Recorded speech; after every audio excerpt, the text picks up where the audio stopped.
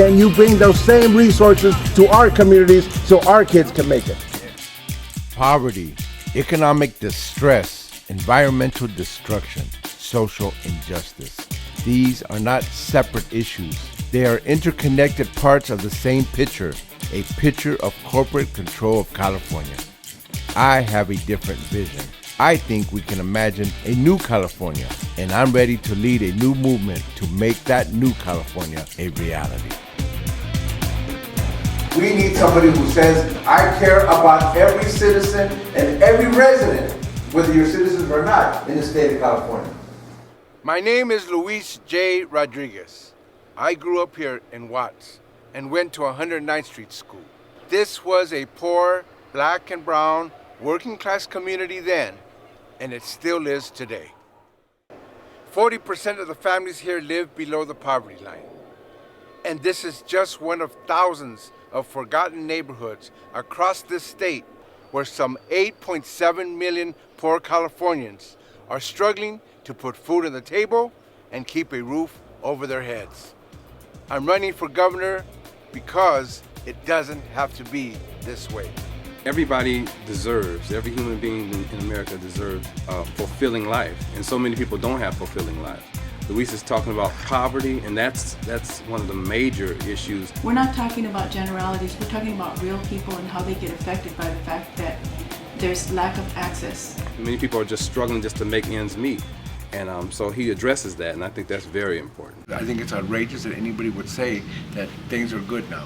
We've got a good governor. The governor's taking care of our people when in fact there's been 2.7 million more poor people since Governor Brown has been governor. Why do we have any homeless in the state of California? That's the first big question. We have a lot of people who are being pushed out of their homes, for example, foreclosures, people who can't get jobs, people who cannot make a living. There's people living in RVs and cars in their own neighborhoods. I think that's what California can be, is a place that's equal opportunity for everyone. This is an end poverty campaign. Great question. How would I challenge and reform the prison system? Restorative justice means that they come back and help restore what they took away, help repair, help work with the community. But if you do wrong, then can you come back and help heal? Can you come back and help change that? Can you work with the community to repair what was taken? You understand? And I know that works. I've seen it work. I was just at the Silmar Juvenile Hall about a few months ago, working with these kids. Close to 80% of the California prisoners, that always fluctuates, are black and brown. And about 100% are poor people. Even the whites that are in there are generally from the poor communities. I am not convinced this is a prison system that's about crime. It's a prison system about poverty. And we're talking about rehabilitation programs. We're talking about arts and healing programs that are going to be helpful for them. There used to be 15 prisons in the state of California for 15,000 prisoners. Now, there's 34 prisons for 160,000 prisoners. They are building more prisons, and only 1 or 2 colleges have been built in that time. This is no accident that they're creating what I call the largest state-sponsored poor people housing, the prison system of California. So what I'm going to do is overhaul the whole system. It doesn't work. We have the highest crime rates of any state. We have the worst recidivism rate. You know what that means? Get rid of the prison system as we know it and bring people back home with real skills, real knowledge, real treatment, real help.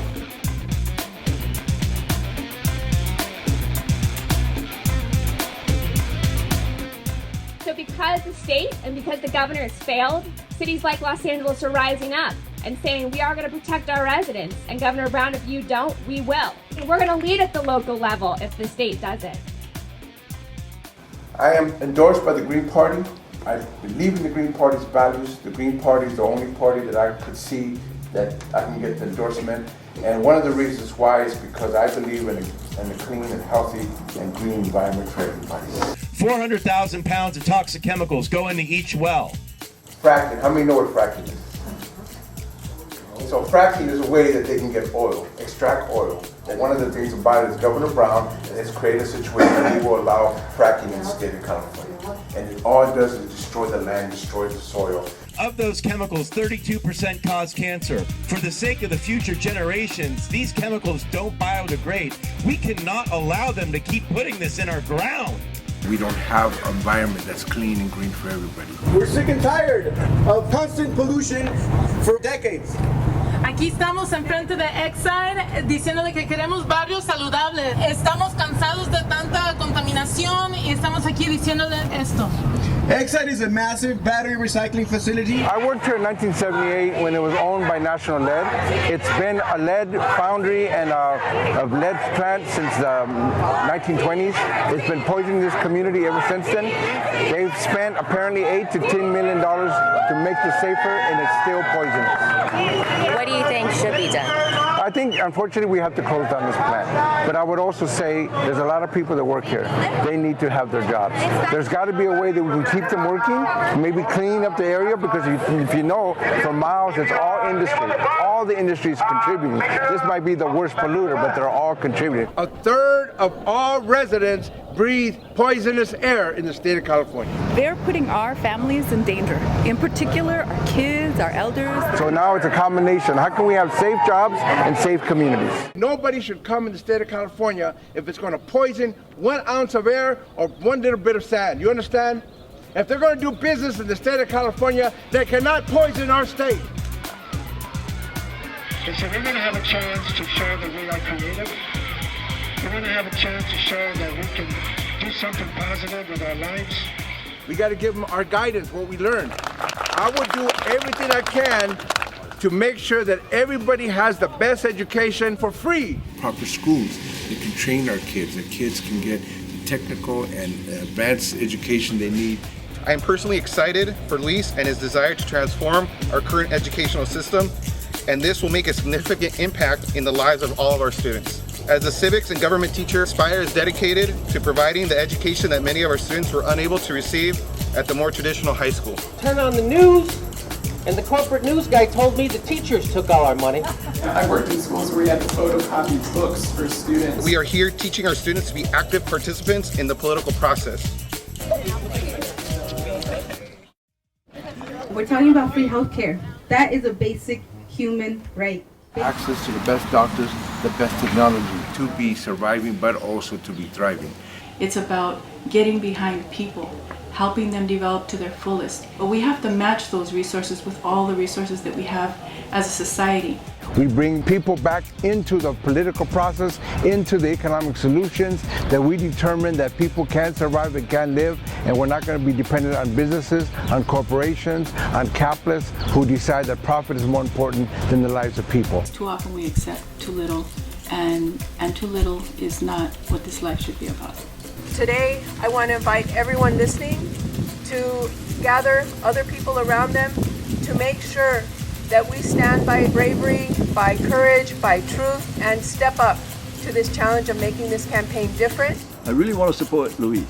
I mean, he's a fantastic candidate. The reason why I'm really behind Luis is because this is about more than one person, and he understands that. I've known Luis Rodriguez for 45 years. I respect him. He's an intellectual. He is also a member of the community who's come up from the grassroots. He is a person of integrity and will represent all of the people of California. I enthusiastically support him for governor. History is not just what happened. History is what you make right now. We have to be organized. So I will do everything I can. I will use executive powers. I will work with the legislature. I will do everything I can within the law to make sure that we can make these changes. We need a change as much as we need a radical revolution in electoral politics. My name is Rosa Clemente, and I'm a hip-hop activist. In 2008, I ran on the Green Party vice presidential ticket with Cynthia McKinney, and we made up the first woman of color ticket in American presidential politics. Because the idea is, united we stand against the two-party duopoly. We are in support of you. We need you, and when you become governor, we need you to hit the ground running. You all are here to do some amazing thing. We want to support the arts. One of the things that I have to fight for is to make sure that we have music, dance, theater, painting, festivals in every neighborhood. Every neighborhood should come alive. Every neighborhood should have poetry and song, you understand? We got to fight for that. What is love? Love is many different things. Let's hear it for Louis. Let me tell you more about a cat named Louis. Once wrote a book about how he was running. Now he's running for God. We need to support this man. He comes from our struggle. Our essential issues are the same. We survive, we have kids, we want the best for our families, we want the best for our communities. Let's unite, stay united.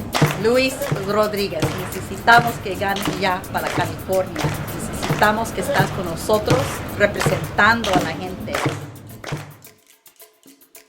California is the 8th largest economy in the world and the wealthiest state in the union. How can we justify a poverty rate worse than that of Mississippi? We can't. And as governor, my priority will be the creation of beneficial, clean, safe, community building jobs. I'll take the $9 billion a year wasted on the bloated, failed prison system and use it to restore the cuts to vital social services. I'll take the $38 billion a year that is generated in our state's giant modern ports and put it back into schools, training, and reemployment of the jobless, medical clinics, services for our senior citizens, children, and Californians with disabilities. I'll take the billions that are expected in the budget surplus and immediately and fully restore and increase CalWorks, CalFresh, and other social welfare programs which millions of Californians depend on for survival.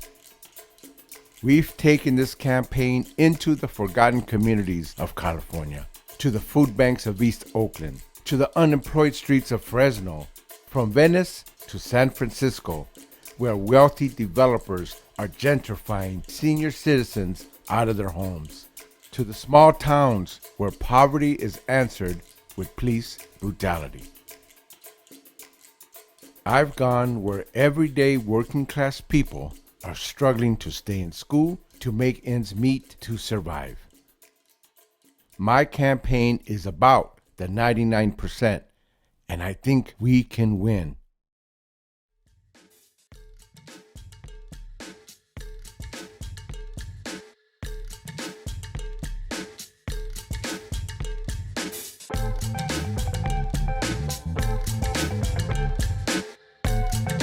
I don't care if you like hamburgers, tacos, or, chitlins. I don't care. That's your freedom. You should like these things. Gumbo, that should be your freedom. The essential thing, though, is we fight for our community. We fight for the best that we can have. So to me, that's what we have to do. Don't let anybody divide us by all these things. Let's stay united as a community no matter what happens, that they know we cannot be broken up. Thank you all very much. This is great. This is a rally. This is what we need to do all over. Thank you very much.